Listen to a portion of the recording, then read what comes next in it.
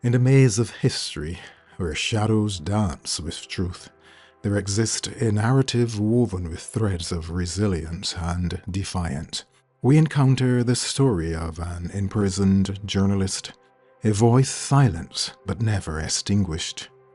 In the tapestry of adversity, his tale resonates as a testament to the indomitable spirit of the human soul, reminding us that even in the darkest hour, the flame of truth flickers with unwavering resolve. We understand the depths of an ordeal, exploring the interplay between oppression and resistance, and we uncover the enduring power of the written word to transcend the confines of captivity.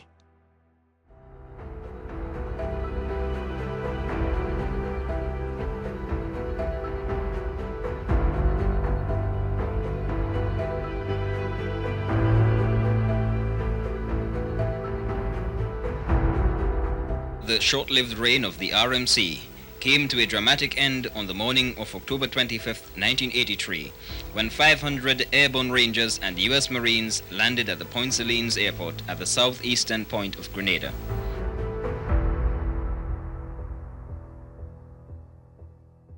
A very warm welcome to this, the 21st episode of Resilience of the Spice Isle.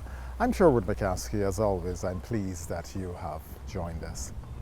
Last week we discussed the authority to rule and explore the role of Governor General Sir Paul Scoon, along with the island's relations with the United Kingdom. In a previous episode, we examined the silencing of dissenting voices through imprisonment. One such individual was the renowned Caribbean journalist Alister Hughes, who faced such a fate amidst accusations of ties to the Central Intelligence Agency in the United States of America. Historian and anthropologist Dr. Lennox Honeychurch offers insights as we navigate through the period immediately following October the 25th, 1983. People like Alister Hughes. Alister Hughes, who had been covering in a very balanced way the whole of the revolution. And he was so highly respected that they didn't do anything really to him. But the fact was, I was very concerned. He was a great friend of mine. We worked together in things like heritage and archaeology. When I heard that he had been arrested just the nights before, and I wondered what they were doing to him, because he was such a decent journalist that just as he wrote things early on in the New Jewel movement, when they killed, for instance, Rupert Bishop, Alister Hughes, reported it in a very critical way, that this is shocking that it had happened and all that. And when I heard he was arrested and had been imprisoned, I was really concerned about what they would do to him. That cell was about 10 by 6. Very clean, with a tiled floor, painted cream, with a very bright bulb in there. That was the only very hard part about it, until I discovered that the bulb was not fixed. It was resting above the door, and I could turn it around so that I could take some of the glare away from inside there. After a while, they brought me a tin about the size of this jug with drinking water, and a butter tin, and they brought me a pail which had about 3 inches of water in the bottom. And I didn't know what that was for, because I had drinking water already. So I said, well, what's that for? And I was informed that that's the pea pan. That went into one corner and the drinking water in the other. But up to that stage, there was nothing to sit on, nothing to lie on, so I got tired of standing up, so I sat, and then I lay down on the tiles. And then the warders came around and saw me lying down there, and they gave me a blanket to lie on. And am I going into too much detail? No. Go ahead. And following that, they brought me a foam mattress, 2-inch foam mattress, which I lay down on after a while. But I didn't stay there long. I must have been there. I didn't have a watch, because I had gone in with nothing, thinking that I might have taken everything away from me. I must have been there, I estimate, perhaps about 2 hours. It was after 11 o'clock, I know, because 11 o'clock is feed time, and I did have a meal in there. And I must say, I don't want to see rice and peas again for a long time. It's not very well cooked, it's soggy, and it was cold. And along with that was some salted fish, which was very nice. But that was my first meal at about 11 o'clock there. And a little while after that, I would say perhaps between 12 and 1, I was moved back to the goat pen. At that time, there were 11 other people there already, and I made the 12th. And there was no room between the two bunks, because everybody was, so I had to lie down across the door. I was there for a couple of hours, and then the Assistant Commissioner of Prisons, a man called Mr. Thomas, whose first name I don't know, but who I regard now as a great humanitarian. Really, the man's attitude towards the prisoners and the detainees is something extremely commendable. He came and he looked and he said, this place is much too congested, we'll have to move some of you. And they took Leonard out, my brother, and, oh, I'm sorry, when I was taken upstairs, Leonard was moved at that time with a few others too, and Leonard was not brought back. But they took a lot of us out of the goat pen then and took us down to the infirmary. And we finally ended up in the infirmary with 18 of us, but it was a big room. It was about 25 by 20. And there were bunks for everybody, and there were 4 mattresses for everybody. And actually, it was much better in there than being alone in a cell upstairs. That was on Friday, was that? No, this is Thursday. I went in on Wednesday night. This was on Thursday. I arrived into the infirmary by Thursday afternoon. I was there. And that's where I stayed Thursday, Friday, Saturday, Sunday. I found out afterwards that my brother was let out on Sunday. And then we got into the new week of Monday, and we were hearing all sorts of rumors about planned invasion, and we had all sorts of tales being brought to us about things that were being said outside. And it would appear that in a community like that, rumors can start even more easily than outside, because you really had some conflicting things being told to you. Just to sort of finish the meal thing, I had spoken about the breakfast in the morning, what is for lunch, and it's about 3 o'clock in the afternoon. You get the same thing as in the morning, except that instead of a penny bread, you get a penny bread and a half. I don't think that Monday was anything to really report, but on Tuesday morning, early in the morning, we became conscious of a drone of a plane. I found out afterwards, I was unable then to estimate the time, but I found out afterwards from people who were in town that that must have started around about 2 or 2:30. So Tuesday, when this thing started, it was just 4 of us in the infirmary. We had a lot of room. You could sleep on 3-4 mattresses and feel much more comfortable. These jets arrived sometime on Tuesday. I'm sorry I'm not going to be able to give you times, because I had no watch and had no way of really finding out precisely when. But yeah, there was no mistaking when the jets came over. And this prison was at the time surrounded by the People's Revolutionary Army in uniform. And as the jets roared over, there was a shout from outside, "The MiGs! We've got 2 MiGs!" They thought that these were Russian planes that had come in. Can I backtrack a little? On Tuesday morning, when this noise had been going on for some time, the convicts, I make a distinction between the convicts, people who have been convicted of something and are in jail, and the detainees, like myself, who were not charged with anything but were being held. The convicts broke out of their cells. You could hear them hammering on the padlocks, I don't know with what, but then you could hear them speaking loose and inquiring who was out. And after a while, there was rifle fire and shouts of "don't shoot." And I found out afterwards that one man had been killed. I don't know what his name is, but his nickname was Trini. And I'm told that his body was put in a cell and locked up. I never saw the body, but I've heard it from a lot of people that there was a body in the cell. That was on Tuesday morning when the thing started. That people were put back in their cells and locked up again. And we had very little to eat that day. There was another warder who remembered us. His name was Mr. Lewis Henry, another humanitarian. He came and brought us water, 2 pails of water, which we felt would last us for some while because we had no idea when we would be getting water again. And he brought us a couple of bits of bread, and he emptied our slop pails for us.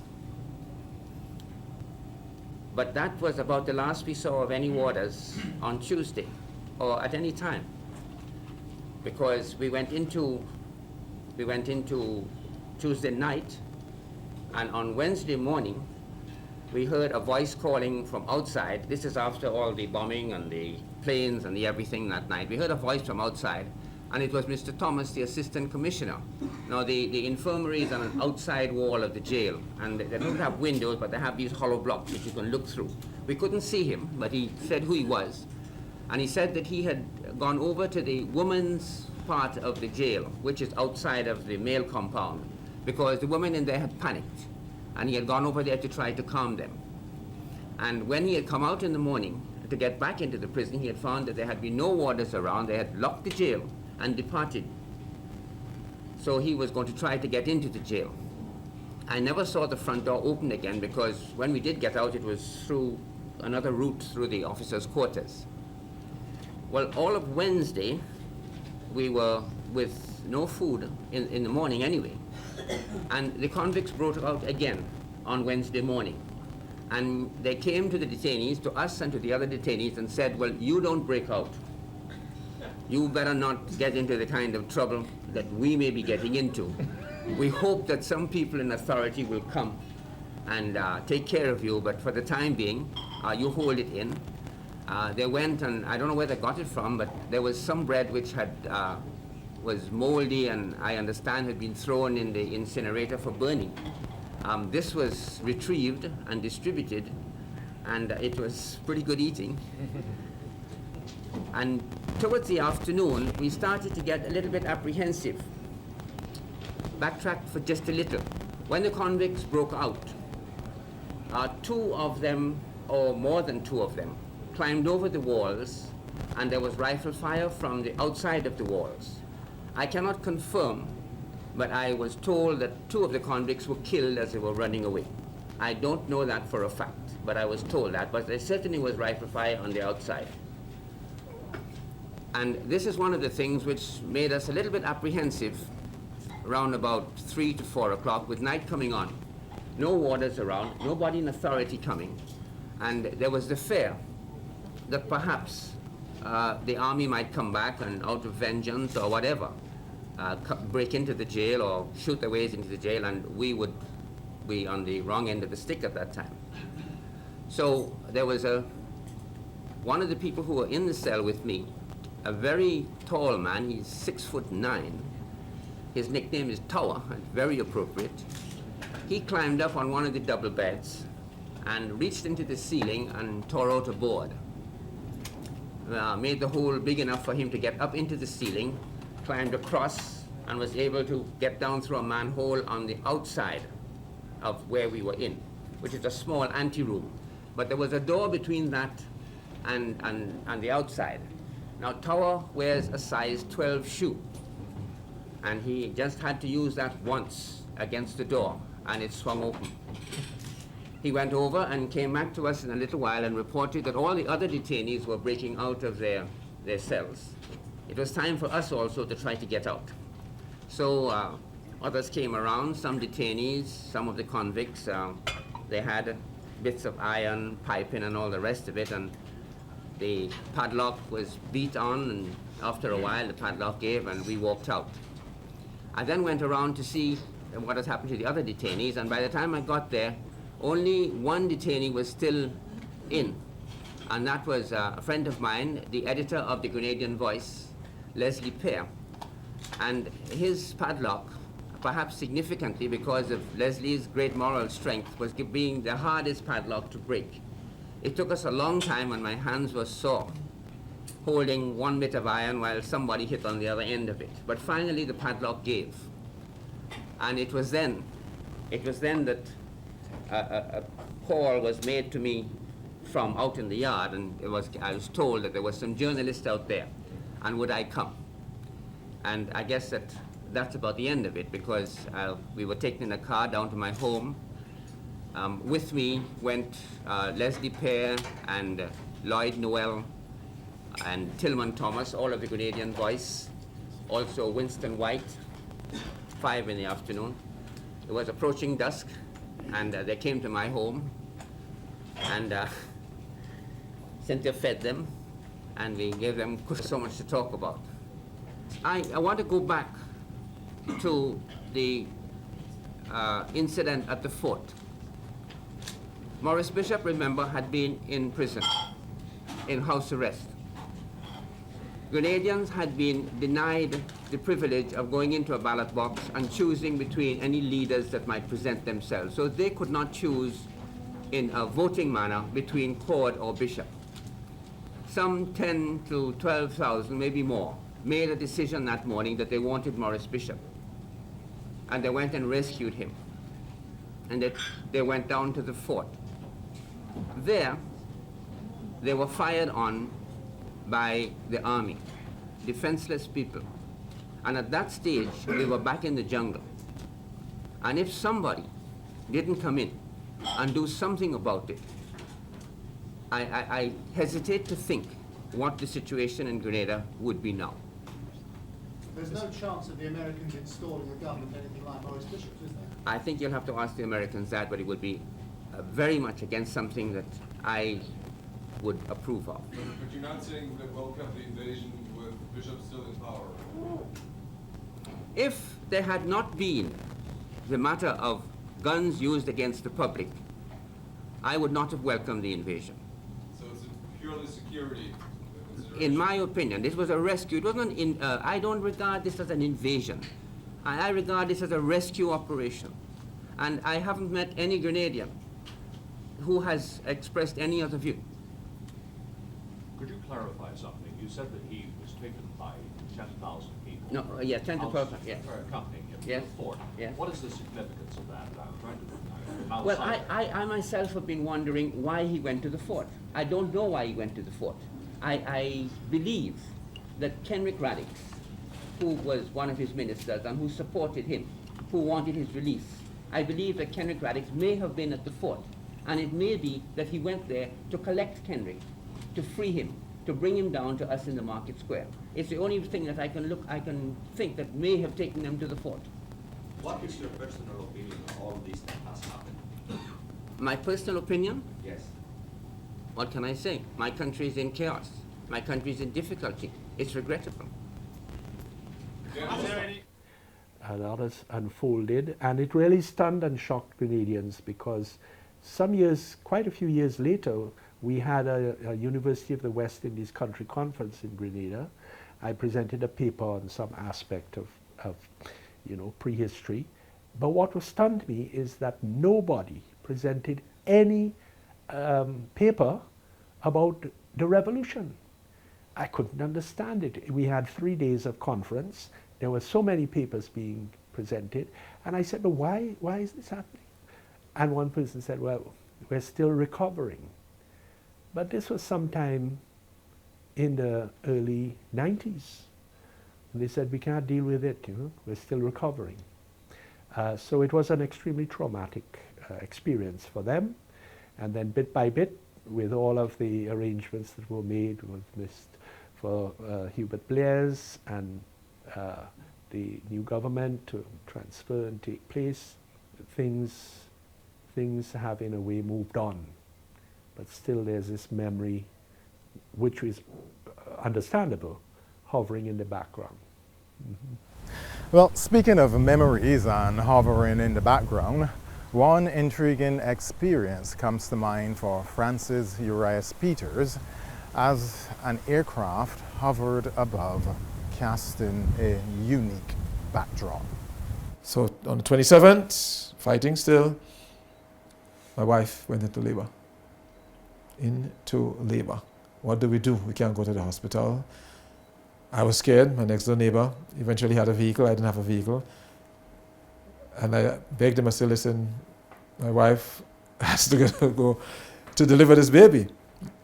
And then he said, well, boy, you're right. So we got, yes, let us put up a white flag on a broomstick and let us pray. We went down, there was a medical station not too far from where we were. It was closed. We went a little further again to another area, another station, it was closed. And then we realized here in a place called Springs, there was a home and nursing home. We said, well, we don't have a choice, let's try to go there, a nursing home. And when we arrived there, around 3:30, by 4:15, of course, the matron, the person there, she was a nurse herself, took my wife in. My son was born 15 minutes after that. 15 minutes after that, at 3:45. By 6 o'clock, we were back home. We were back home. And then again, for me, though, I said everything was so real, because that's what you see in the movies, you know, these fighter bombers and there's helicopter gunships, and you have soldiers, troops marching. That's what you saw in movies, in the film, and I could not believe that this was happening. Up to this day, whenever I hear a helicopter passing, my mind goes back to October of 1983. I didn't know how we were going to come out of it, but eventually here we are right now, and I was able to capture again a lot of sense memory, because that scene of the fighting of October 25th, I assimilated into the play Redemption Time, where again some of the students were marveled. They just thought I just took dramatic license to put in a word there, but I said, no, this and much more have happened.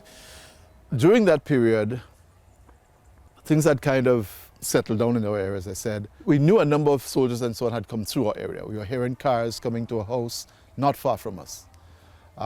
Late in the evenings, night times. We were not sure why. Now, the folks in my area were quite, how do I say this, pro-American.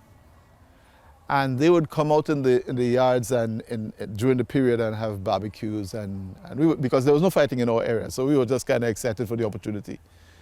They would barbecue and they would do all kinds of things. And there was one occasion when we saw when there's a small stream running next to our house, and we saw a gun in the stream.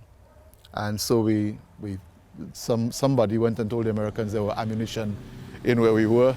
They came in 2 days later, as Americans do, back their instructions and whatever, and took the equipment, took a bit of equipment. It was an M3 gun. They took it away and left.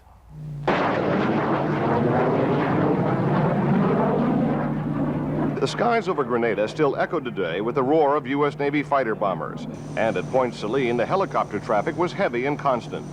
But a brief inspection tour of the country's main port and the capital city of St. George's showed that the urban areas of Grenada are rapidly calming down. U.S. soldiers and Marines are now concentrating on rounding up members of the former People's Revolutionary Army government. These two men stopped at a roadblock, were arrested when locals told U.S. officers that both were known PRA officials. Bernard Cord was caught today when a group of Grenadians told a Marine artillery unit where he was hiding. All the civilians seemed to really want to have a crack at him. I gather that he was not very well liked by the civilian population. Some days later, we heard a group, well, obviously it was a group of Americans, several vehicles, surround a house not far from us. It was just across the stream from us, actually, as it is now. And we saw them, everybody ran up to the area to see what was going on. And we heard them shouting commands, whoever's inside, come out immediately with their hands up, and all those kinds of things. We told him 3 times to come out of the house. He didn't come out the first 2 times. The 3rd time we said, if you don't come out of the house, we're going to blow it up. We had a 66 millimeter rocket. He waited a few more minutes. We had people at the doors. We were getting ready to go in. Just as we were getting ready to go in, he came out. I remember there was a shout from some of the people who were in the area. My father had summoned us all inside, obviously because of the dangers, the apparent dangers.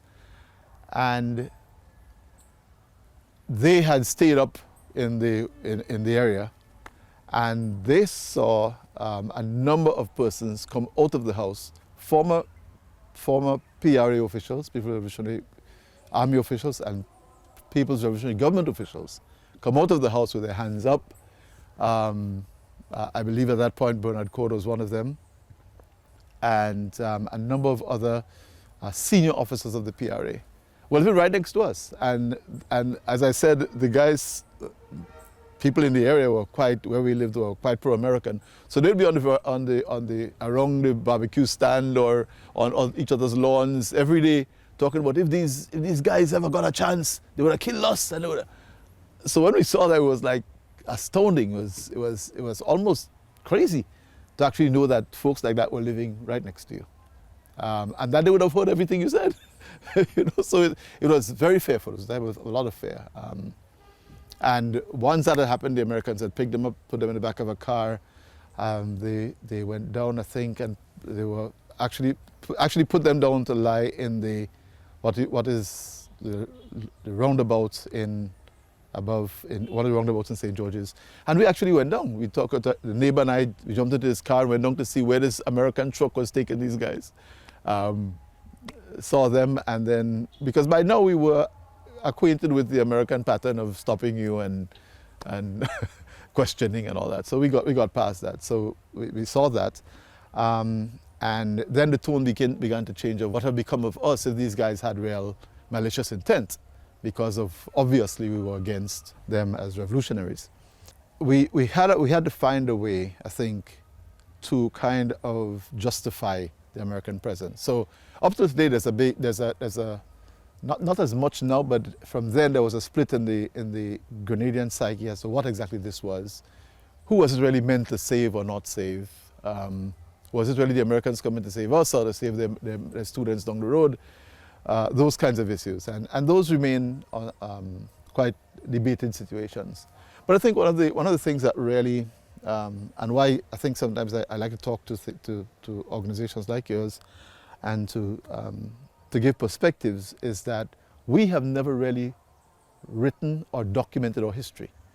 We have a lot of people who had a lot of experiences. I know, for example, as I said, having covered the trial from a journalist's point of view, that there are people in parts of the country that are still missing to date.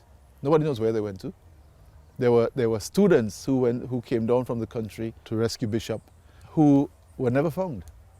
People whose bodies were moved from the fort because they were shot or suffered in the crossfire, who would have gone to hospital, treated, and went back home, and out of maybe fear, out of just the absolute thought that this could happen in Grenada, just did not speak. There were parents who lost children who, up till today, have not spoken. And for me, looking back at the past, I'm saying here, that we don't have to like the history, we don't have to agree with it, but we must accept that this is what happened, and we can't turn back the hands of time, but we have to learn from the past, because people without a sense of the history is like a tree without roots. That's the sole purpose of Redemption Time and the intent, to bring the history through in a very creative way to the people and let the chips fall where it may. Well, we are indeed delighted to be participating in an exercise where history isn't just brought to the people, but it is narrated by those who lived through it. Interestingly enough, in an upcoming episode, Francis Peters will elaborate on how his group, through theatrical arcs, has encapsulated the events of the revolution, presenting them in the form of a compelling drama. This has been Resilience of the Spice Isle. I'm Sherwood McCaskey. The series continues next week at the same time.